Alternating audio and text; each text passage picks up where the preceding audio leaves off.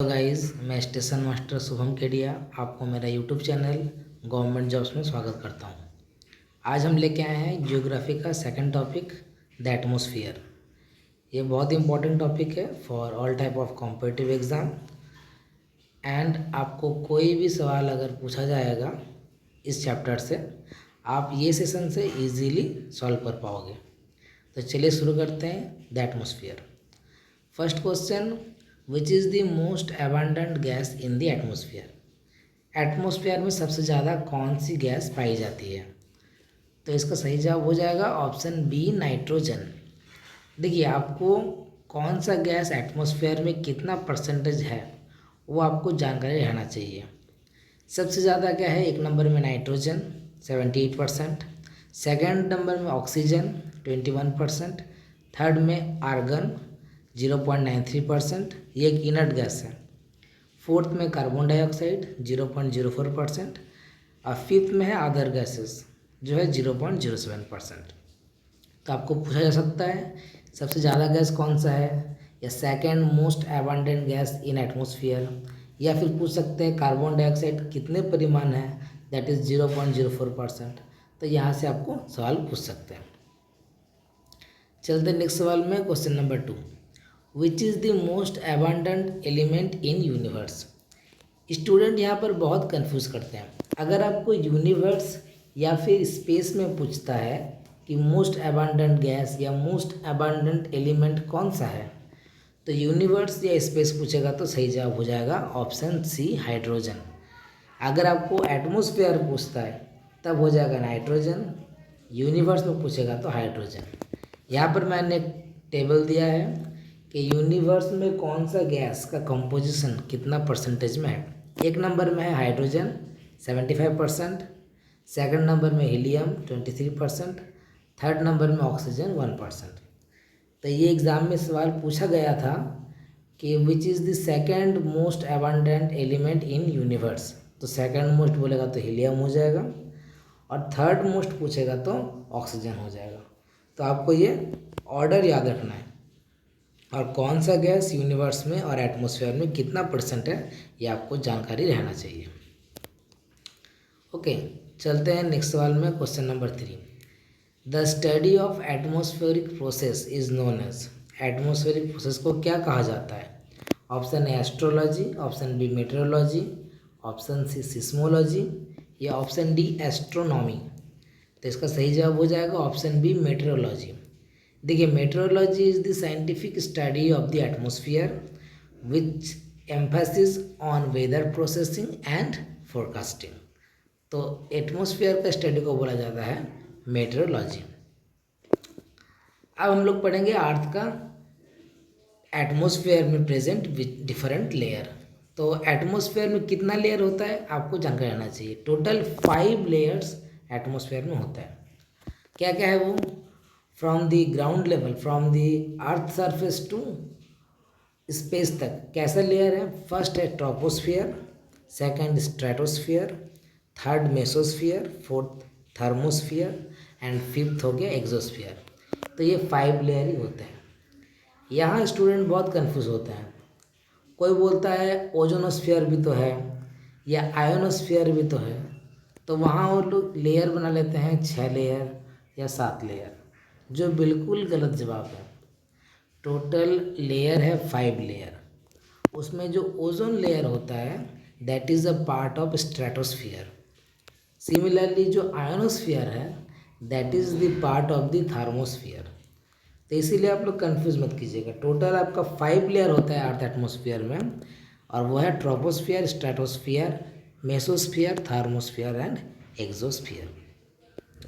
ये पांचों लेयर का रेंज कितना है ये भी आपको जानकारी रहना चाहिए। एवरेज रेंज अगर पूछ लेता है तो ट्रोपोस्फियर होता है 0 से 12 किलोमीटर, यानी सरफेस ऑफ अर्थ से 12 किलोमीटर तक।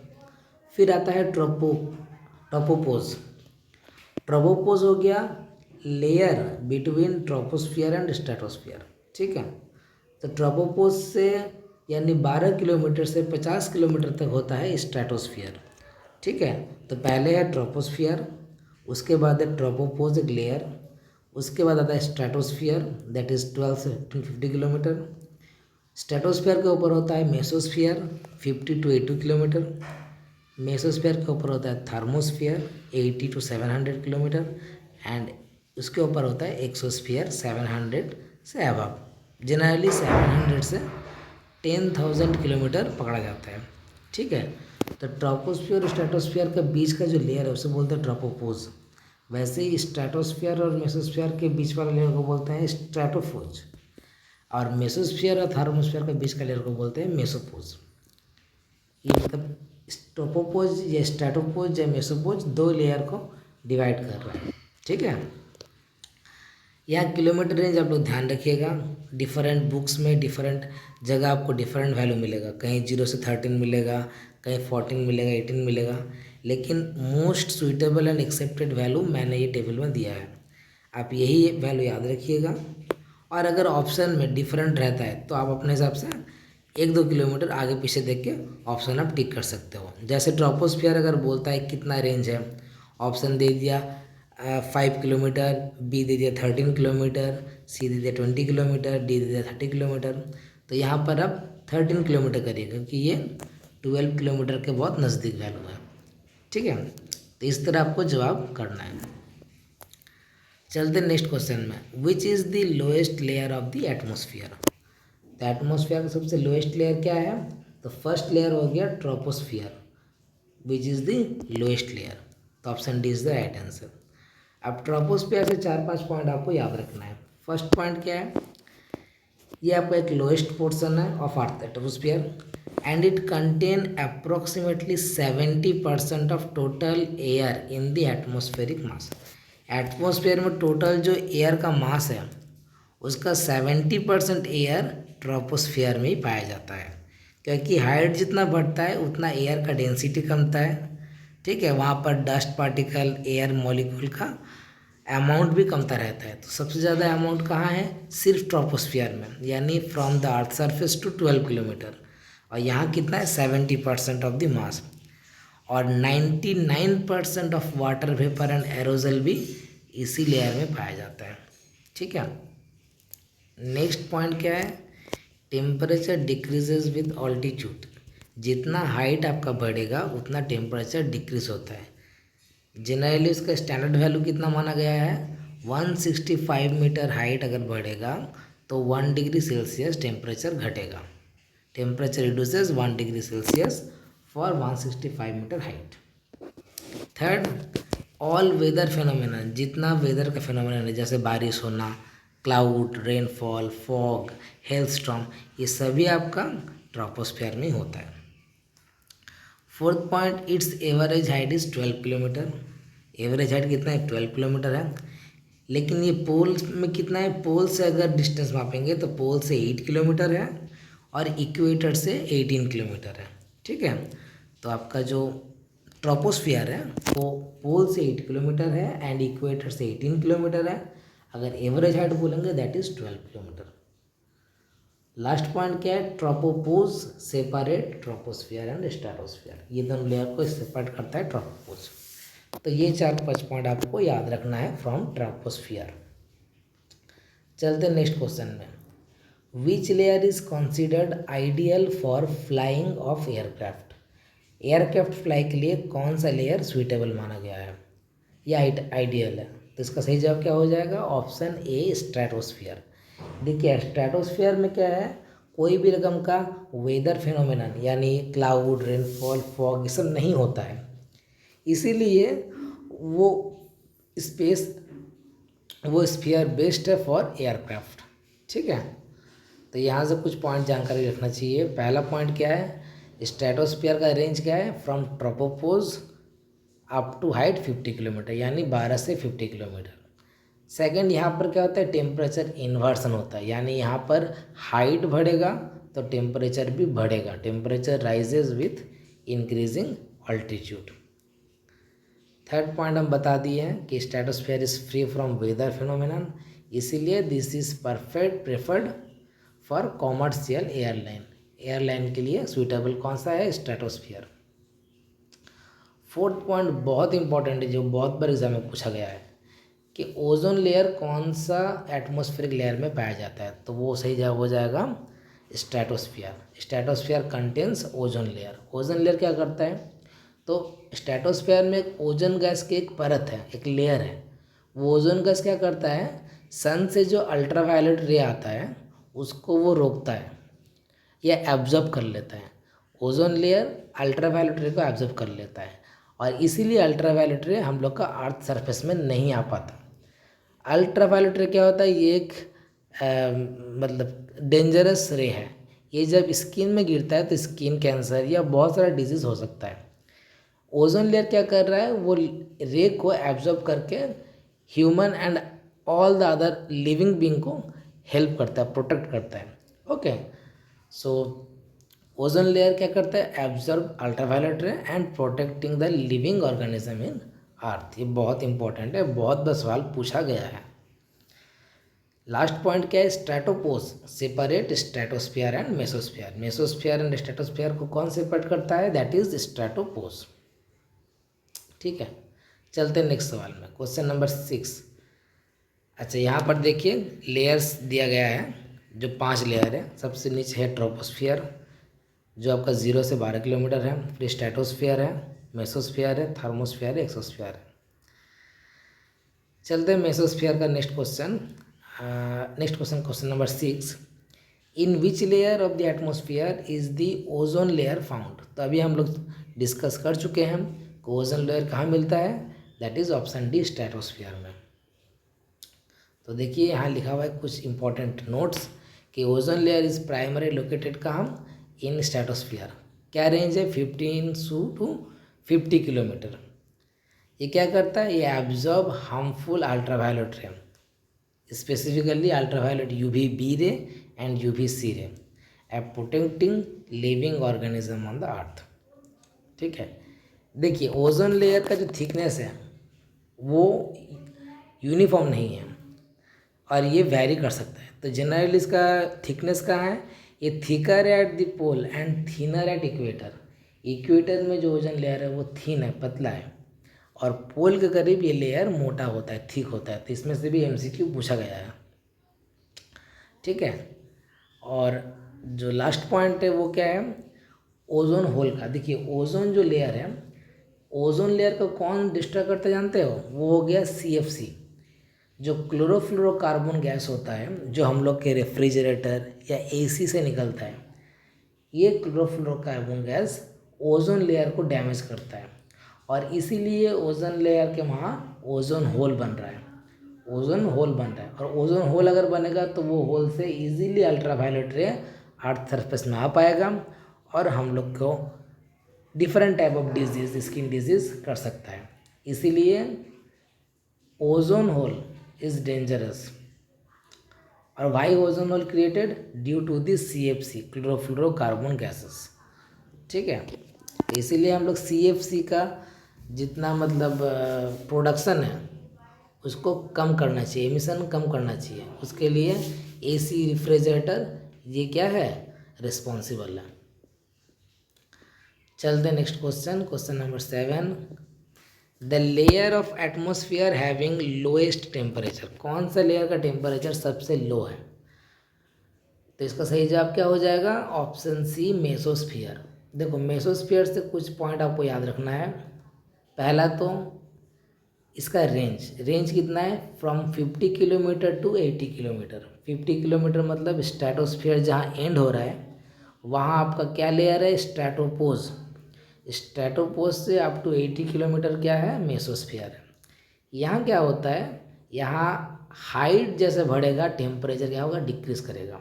Temperature decreases with increasing height, और यहाँ टेम्परेचर बहुत ज़्यादा डिक्रीज हो जाता है, नियरली -90 डिग्री सेल्सियस हो जाता है। इसीलिए मेसोस्फियर को कहा जाता है coldest layer of the earth atmosphere.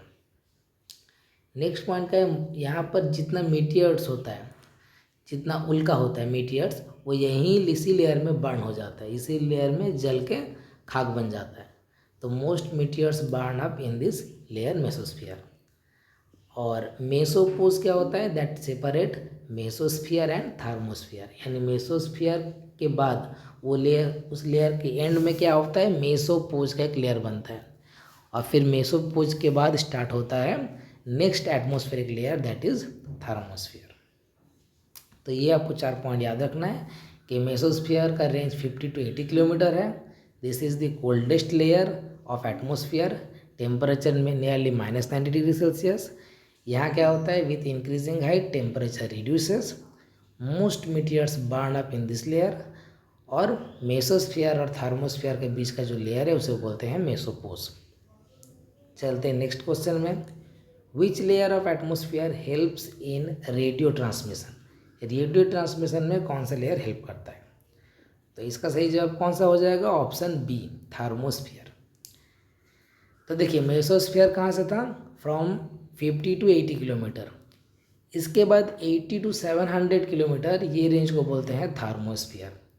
देखिए ये लेयर में क्या होता है, मोस्टली आयन्ड पार्टिकल रहता है, आयन्ड या फिर इलेक्ट्रिकली चार्ज्ड पार्टिकल इसी लेयर में सबसे ज़्यादा पाया जाता है, इसीलिए थर्मोस्फियर को ही बोला जाता है आयोनोस्फियर।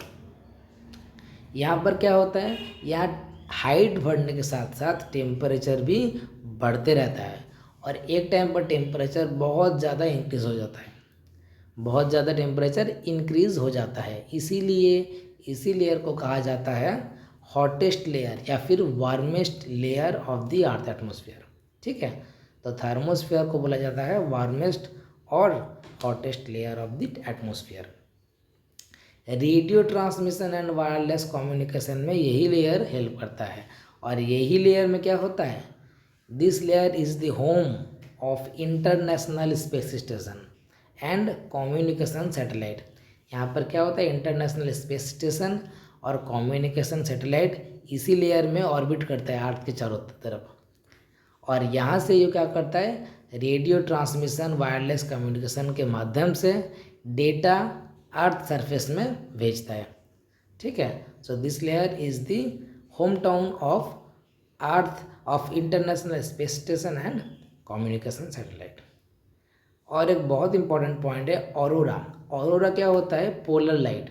नॉर्थ पोल और साउथ पोल के स्काई में आपको डिफरेंट कलर का लाइट दिखाई देता है, तो ये कहाँ दिखाई देता है, ये ऑरोरा दिखाई देता है थर्मोस्फियर में। क्यों, क्योंकि थर्मोस्फियर में क्या है, आयन पार्टिकल है, और यही आयन पार्टिकल रिएक्शन होके कलर लाइट शो करता है, जिसे हम लोग ऑरोरा बोलते हैं।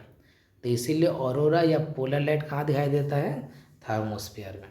तो थर्मोस्फियर में 4-5 पॉइंट बहुत इंपॉर्टेंट है। First is range from 80 to 700 किलोमीटर। Second point, it is the hottest और warmest layer. Third number, radio transmission और वायरलेस कम्युनिकेशन में इसी लेयर में हेल्प करता है। चौथा, it is home town for international space station and communication satellite. और 5 पॉइंट, ऑरोरा और polar light found in this layer. Okay, चलते हैं नेक्स्ट सवाल में, और ये है आखिरी सवाल। The satellite orbit the earth in which layer of the atmosphere, कौन सा लेयर में मैक्सिमम सैटेलाइट ऑर्बिट कर रहा है? तो वो उसका सही जवाब क्या हो जाएगा, ऑप्शन डी, एक्सोस्फियर। एक्सोस्फियर क्या है, this is the outermost layer of the earth atmosphere. इसका रेंज कितना है, from 700 kilometre to nearly 10,000 kilometre.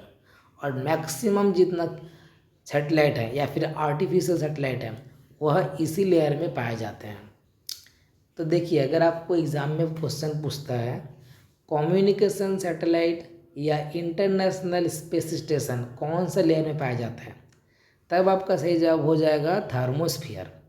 लेकिन अगर पूछे सिर्फ सैटेलाइट, मैक्सिमम सैटेलाइट और मोस्टली आर्टिफिशियल सैटेलाइट कौन सा लेयर में पाया जाता है, तो उसका सही जवाब हो जाएगा एक्सोस्फियर, जिसे हिंदी में क्या बोलते हैं, बहिर्मंडल, that is outermost layer.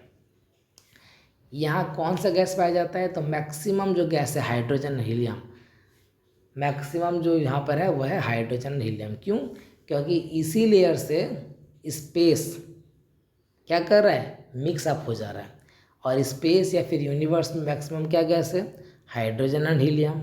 इसीलिए बहिर्मंडल एक्सोस्फीयर में मैक्सिमम क्या गैस होगा, hydrogen and helium. It contains most of the satellites orbiting the earth.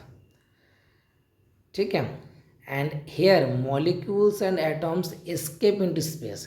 Thermosphere से जो मॉलिक्यूल्स आयंस है या एटम्स है वो स्पेस में क्या कर रहा है, एंटर कर जाता है, एस्केप कर जाता है। इसीलिए इस लेयर को बोला जाता है transitional layer between space and earth atmosphere. यानी ये क्या कर रहा है, एक्सोस्फीयर अर्थ एटमॉस्फेयर को और स्पेस को, दोनों को क्या कर रहा है, कनेक्ट कर रहा है। इसीलिए इसको बोलता है transitional layer between the space and earth atmosphere. तो ये सब main point of different layer. आपको कोई भी एटमॉस्फेरिक लेयर सवाल पूछे, आपको सवाल इसी में से मिल जाएगा, इसके बाहर से आपको कोई सवाल नहीं पूछेगा। ठीक है, तो ये कुछ प्रीवियस ईयर के सवाल with special notes on points है। आप इसे ध्यान से देख लीजिए, नोट कर लीजिए, और कोई भी एग्ज़ाम हो या फिर स्कूल लेवल का भी एग्ज़ाम आप लोग देते हो, आपको इसी में से एटमॉस्फेरिक लेयर से सवाल पूछेगा।